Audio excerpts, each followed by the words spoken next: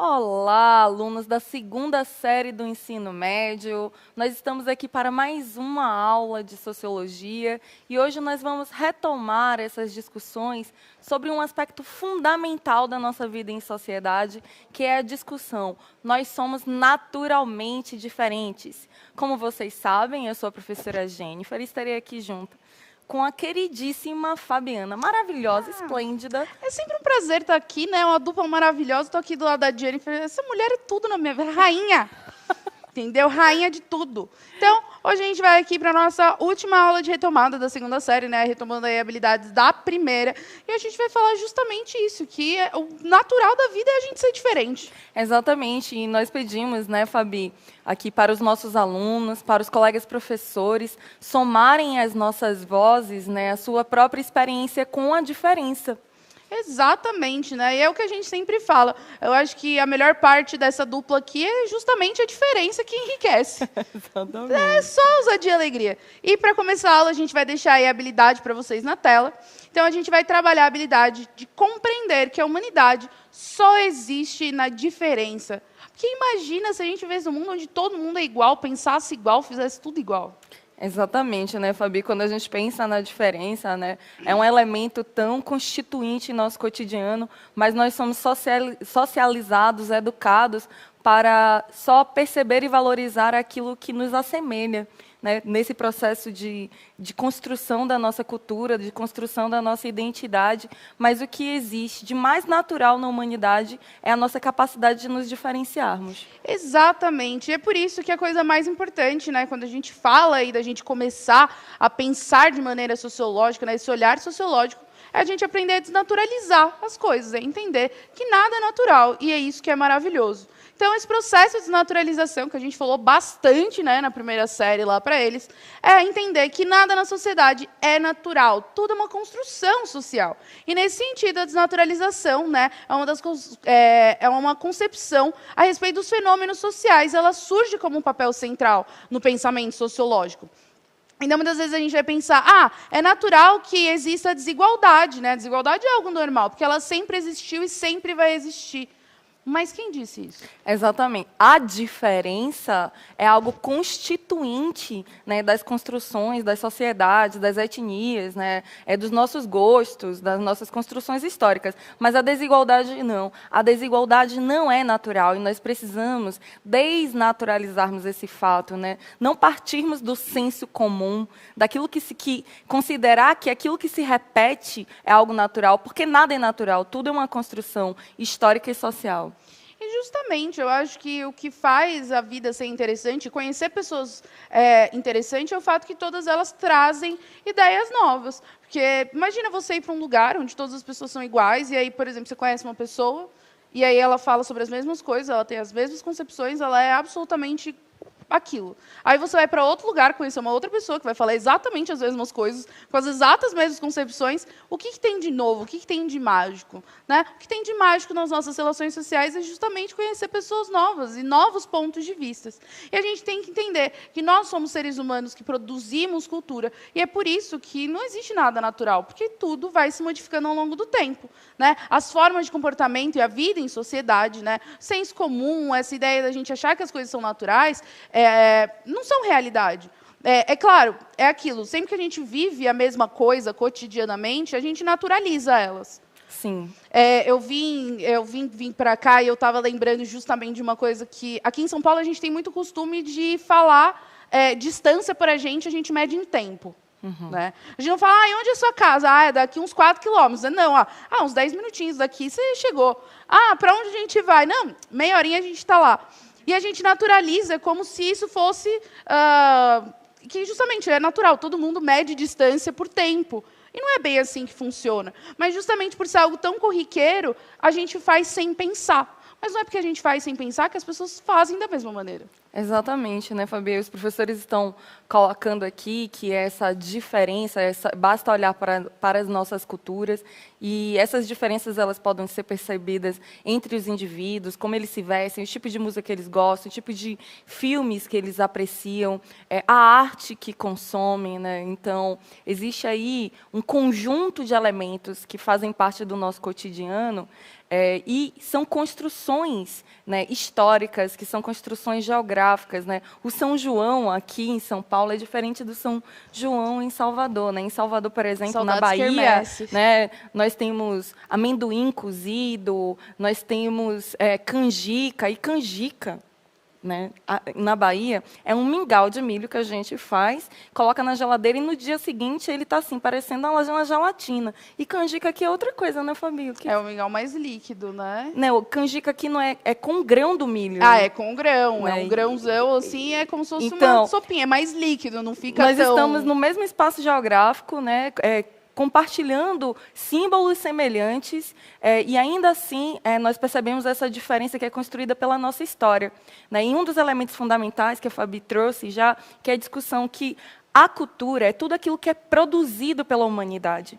E essa cultura ela pode ser imaterial, ela pode ser material, né? E nós já discutimos isso e aprofundamos em aulas passadas, mas, fundamentalmente, essa cultura ela simboliza. Nós temos a capacidade de construir uma linguagem e dar nome tanto ao nosso pensamento, tanto à nossa história, quanto às nossas ações, não é, Fabi? Exatamente. E, na verdade, nós somos produtos. Por mais que nós produzimos cultura e também somos produtos dela. Exatamente. Né? A gente produz, então, a gente até usou alguns exemplos, mas é só a gente pensar... uma mentalidade que a gente tinha há 200 anos atrás não é a mesma mentalidade que tem hoje. A gente usa bastante aquela ideia de que eu via momentos em que mulher não podia usar calça, né, que as pessoas não tinham acesso à educação. Para você ter educação, você tinha que fazer parte de um grupo seleto. Então, a gente sempre tem que lembrar que as coisas mudam. Né? Nós somos agentes de mudança. Né? Nós, ali, por lutas sociais, enfim, por diversas maneiras, nós mudamos a nossa realidade, mas nós também somos produtos dessa cultura. Tanto que todos nós aqui, a gente se entende porque está todo mundo falando português. Perfeito, né, Fabi? Então, tem alguns elementos aí que são fundamentais nós colocarmos, né? Primeiro, a cultura é uma característica do ser humano como ser social.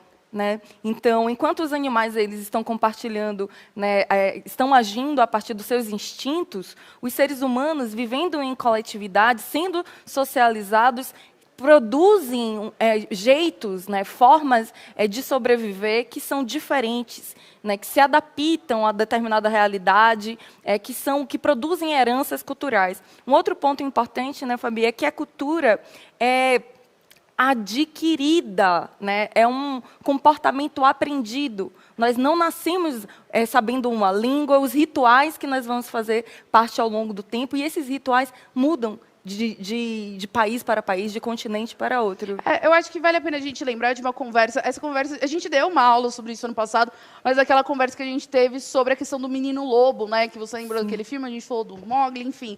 Que justamente, né? Se você pega o ser humano e você exclui ele de interações sociais, ele não vai sair falando português, ele não vai sair comendo de garfo e faca, ele não vai fazer nada disso. Porque justamente a gente aprende a cultura. Né? A gente aprende tanto, né, ensinando, né, é assim que você faz, quando a gente pega e aprende pela observação. Né? A gente olha e fala, bom, todo mundo faz daquele jeito, então desse jeito que deve ser o certo, né? É assim que eu devo fazer. Exatamente. Nós nem pensamos sobre isso, pensamos. Né? É quando uma criança, né, ela aprendeu os significados da língua, da sua língua, no caso, nós fomos colonizados pelos portugueses e falamos português, mas aqueles que foram colonizados por espanhóis falam espanhol, e nos Estados Unidos, que foram colonizados pelos ingleses, eles falam inglês. Então, a gente percebe que a linguagem ela não é natural, que essa linguagem é uma construção. E se nós pegamos um bebê recém-nascido aqui no Brasil e nós levamos para outro lugar que fala uma outra língua, que possui outros signos e significados culturais, a criança vai aprender. Eu acho que esse é um dos melhores exemplos, né? que justamente, né, representado pelo Mowgli, né? né, que produz aí um referencial, já uma discussão de como ele foi, né, socializado entre os lobos. No filme já são mais animais, né? Já são mais, mas assim, é produzido. Lobos. Mas tem a história de Carperhausen, né, que teve um processo de socialização.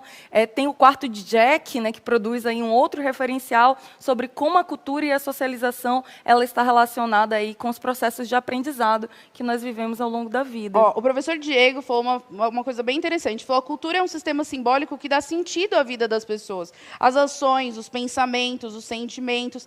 É justamente isso, né? Aí, o professor Fernando, o próprio diálogo entre gerações diferentes tem sido possível justamente pelo fato da cultura ser dinâmica e não estática. Os mais antigos podem até estranhar o fato de que os mais novos hoje se portam de uma maneira diferente. É exatamente isso. Tem coisas, por exemplo, eu lembro de ouvir quando criança, não, porque você com piercing, cabelo colorido, você não vai arrumar emprego. Né, o pessoal da minha família, o pessoal mais velho. Por causa que não, na sociedade não é assim. Você está ciente que quando você entrar para o mercado de trabalho, não pode ter tatuagem, não pode ter isso, não pode ter aquilo. E hoje a gente vive uma realidade completamente diferente, por mais que não façam, vamos dizer assim, tantos anos assim. Mas é justamente isso, a cultura ela muda, né? Ela muda com a gente. Mas, ao mesmo tempo, nós também somos frutos dessa cultura, porque a gente aprende ela desde cedo. Né, a gente internaliza certas coisas. Como o nosso modo de falar, a gente pode pensar, né, dar um beijo mauritaiana, né, que até a maneira que a gente fala uns com os outros mudou. Né, vós me ser virou você. Né, a maneira com que a gente fala, se a gente pega um texto lá em português de 1500, a gente vai olhar e falar misericórdia. Né? Eu vou lembrar, meu tio, ele já é um senhor lindo, e ele me mostrou uma carta que ele escrevia para um amigo dele, porque nessa época eles só podiam se comunicar por carta. Que já é um outro aspecto da cultura, do desenvolvimento tecnológico, de determinados saberes, né, que produz transformações na forma das pessoas se relacionarem. E ali tinham palavras que a gente não usa mais, acentos que não existem, muito antes de reforma ortográfica já não existiam mais. E aí a gente pode pensar, mudou. Né? As relações mudaram. O português está lá. Né? A gente continua conseguindo se comunicar com eles. Eu continuo conseguindo me comunicar com meu tio. E quando eu mando mensagem para ele, ele entende. Sim. Mas muitas coisas vão mudando, porque justamente a cultura muda com a gente. E essa habilidade, né, que é uma habilidade retomada, compreender que a humanidade só existe na diferença, nos faz nos perguntar, e por que somos diferentes? Né?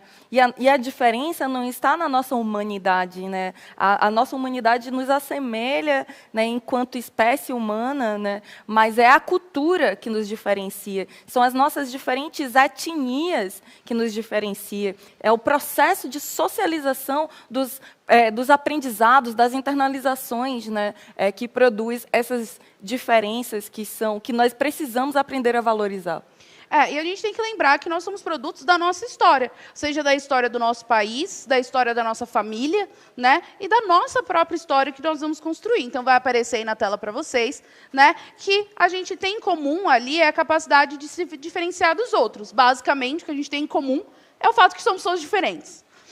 E viver essa experiência, né, do ser humano é justamente vivê-la da maneira mais variada possível. É entender essa variação e saber olhar isso como algo positivo. A gente tem uma diversidade de hábitos de diferentes povos, né, de costumes, de saberes, de entendimentos ali. E toda a diferença humana ela é produzida por diferentes trajetórias da história. Então, ali a gente tem uma imagem. Essa é uma trajetória do nosso país. Né? Esse povo indígena que a gente fala é um povo indígena brasileiro. Se você falar sobre a realidade indígena americana, já é uma outra realidade. E quando nós falamos povos indígenas, nós precisamos ter em mente que são muitas etnias. Muitas. E com línguas diferentes, visões cosmológicas diferentes, com hábitos alimentares, com hábitos de guerra, que são completamente diferentes. Né? Então, tanto as etnias indígenas quanto as etnias africanas produzem uma grande diversidade, assim como nós entendemos que existem as diferentes etnias europeias. Mas para a gente, né, compreender que português, espanhóis, italianos, ingleses são diferentes, porque possuem uma história diferente, compartilham hábitos culturais, está muito claro. Mas como nós fomos socializados no processo de generalização do indígena dentro de uma perspectiva de não respeitar a sua diversidade étnica, nós precisamos desconstruir isso para compreendermos também as diversidades, tanto dos povos africanos quanto dos povos indígenas. E é principalmente a gente entender que assim, a gente gosta de ser diferente. Né? Muitas vezes a gente passa a vida inteira buscando essa originalidade. Né? Eu acho que hoje a gente vende muita coisa por ser edição limitada, porque é original, porque só eu tenho, e a gente quer ser respeitado por isso. Mas será que a gente respeita as outras pessoas quando a gente vê o diferente? Será que quando a gente olha para o outro e fala assim, é estranho. E a gente já falou sobre isso. É normal a gente achar coisas estranhas, né? Sim. É normal. Você vai olhar para uma coisa que você nunca viu, você vai falar, mano, o que é isso? E aqui nós falamos normal, né, dentro da perspectiva do comum, né? Do nosso normal, né? Do nosso comum, né? E é justamente a cultura, são um conjunto de valores, de comportamentos, de crenças e de hábitos que são compartilhados por um grupo. Né? Mas aquilo que é normal ou comum para outros grupos culturais pode parecer estranho para a gente, mas essa impressão de estranhamento não deve gerar exclusão. E é este o ponto. Uma coisa é você perceber a diferença e produzir a diferença, produzir um estranhamento. Outra coisa é quando esse estranhamento gera preconceito, discriminação, exclusão e desigualdades. Não é esse um ponto central? A Pamela falou, ser diferente não é estranho. E é exatamente isso. É que nós temos aqui o que a gente falou, né, do processo de estranhamento, que é você estranhar o outro. Né? Então, você olhar para algo e falar assim, é estranho, né? Não é aquilo, o estranho é aquilo que é diferente do seu habitual. Tudo bem, a gente sempre vai olhar e falar, meu, isso aqui não é o comum, não é o habitual. Mas o problema é justamente a gente achar que por isso ser diferente, isso carrega algo negativo. E ao contrário, carrega algo muito positivo. Exatamente. O professor Rafael, né, Fabi, ele falou, olha, a antropologia tem uma contribuição fundamental para pensarmos as diferenças. Né? E aí, estudando para essa aula, eu estava pensando nesse livro, né, do Roque de Barros Laraia, Cultura, um conceito antropológico. Como a antropologia ela é fundamental para pensarmos esse encontro com a diferença e valorizarmos. E a outra professora ela falou, nós vivemos em um mundo globalizado, né? Essas diferenças elas são cerceadas.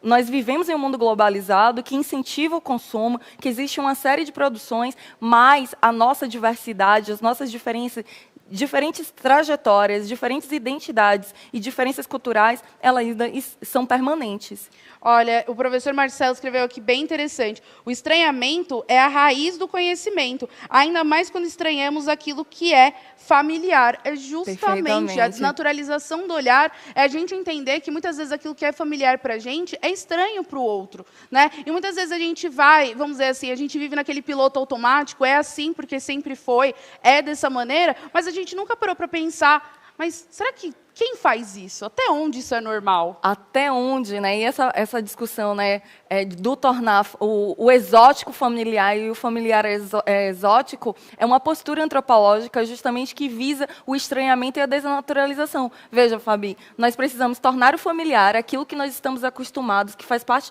da nossa cultura, do nosso cotidiano, dos nossos hábitos. Tornar o familiar exótico para que possamos conhecê-lo melhor. E tornar o exótico, a partir das suas perspectivas, tornar o exótico familiar para conhecermos a história e a diversidade, né, das diferenças que compõem a humanidade. E a gente tem que lembrar que não é só a cultura que nos diferencia, né? Mas dentro da nossa própria cultura, a gente também tem as diferenças por causa dos nossos processos de socialização. Né? E a gente pode pegar várias pessoas que nasceram no mesmo bairro em São Paulo, né? Ou em qualquer outra cidade, ou em qualquer outro lugar, mas que vivem ali numa mesma realidade e vão ser pessoas completamente diferentes. E é muito importante a gente lembrar que a socialização tem um papel importante nisso. Então, vai aparecer aí na tela para vocês, né? Que a socialização é esse processo que a gente passa ali por toda a vida, né? A gente passou por ele e vai continuar passando. E, justamente, a gente tem ali uma socialização primária, que é essa primeira etapa da socialização que vai acontecer ali na família. Hoje, a gente sabe que também começa ali na escola, porque muita gente vai cedo para a escola ou outras instituições.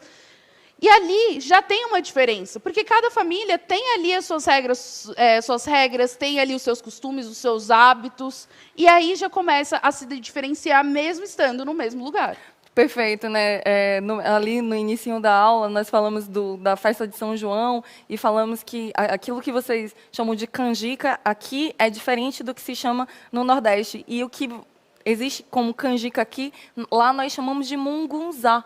E é uma palavra indígena, né, para a gente também perceber que essas nossas socializações e essa cultura, né, ela é produto das diferentes influências e trocas, né, das diferentes etnias que compõem aí esse grande universo da cultura brasileira, né, Fabi? Nós falamos, né, que a diferença, ela é produzida pela história. E a Fabi colocou, né, as diferenças étnicas, né, dos povos africanos, indígenas, europeus, mas não só. Nós tivemos árabes, judeus, ciganos, e dentro do processo de imigração, depois do século XIX, nós tivemos grandes influências que são parte da constituição dessa grande cultura, que nós aprendemos, como a professora Fabiana acabou de colocar, através do processo de socialização. E aí também a gente entra na socialização secundária, que é justamente todos os outros lugares, né, que nós frequentamos, as outras pessoas com que a gente se relaciona, falando de uma maneira bem genérica. Mas se a gente for pensar, eu e a Jennifer somos professoras, estamos aqui hoje no mesmo lugar, mas as escolas pelo que a gente passou, os amigos, né, que nós tivemos contato, os grupos sociais que nós vivemos durante a nossa vida, vão diferenciar completamente. Ah, mas as duas são professoras de sociologia e as duas estão no centro de mídias. Sim, mas todos os nossos outros grupos que fizeram parte da nossa socialização, a escola que eu estudei, os amigos que eu tive durante a minha vida, a faculdade que eu fiz, enfim, o lugar onde eu moro, o bairro onde eu moro, por mais que a gente mora em São Paulo hoje, né? A Jennifer há 10 anos, né? Eu um pouquinho mais. Mas, assim, isso vai fazer com que, mesmo a gente vivendo uma mesma realidade hoje, vamos colocar assim, a gente tem essas diferenças. E é isso que a gente precisa entender. Muitas vezes, a sua verdade, ela é só sua. Porque só você teve aquela experiência, né? Às vezes a gente tende a generalizar, de que, tipo, você é paulista, então todo paulista é assim. Não, você é do Rio de Janeiro, todo carioca é desse jeito. Você é de tal bairro, todas as pessoas que moram nesse bairro são assim.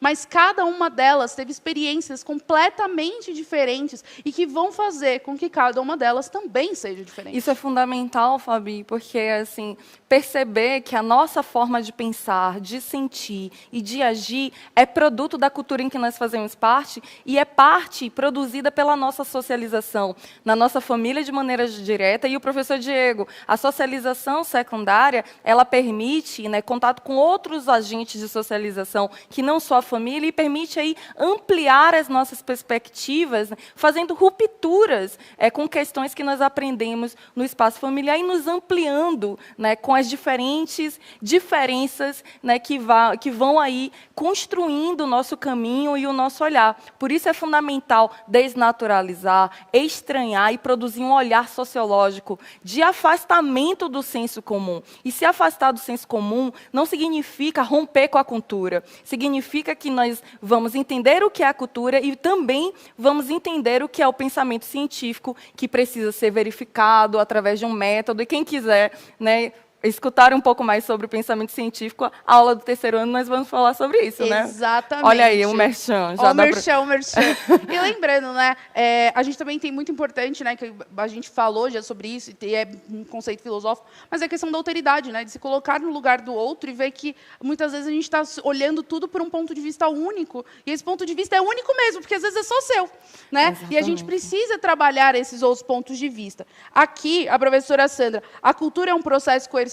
Será? Olha o fato social aí. Olha o fato social do... Olha o fato social aí. Se a cultura, né, dentro dessa perspectiva, ela age sobre o indivíduo através do processo de socialização, se ela for, né, generalizada, se ela for coercitiva e se ela for exterior, numa determinada leitura, né, que nós falamos na primeira aula, nós podemos pensar dessa maneira, mas nós temos diferentes perspectivas culturais também. E é justamente falar sobre essa diversidade, sobre essa diferença, que nos amplia e que constitui aí uma maior inclusão, não é, Fabi? Exato. Ó, a gente tem a tarefa, né, para vocês lá.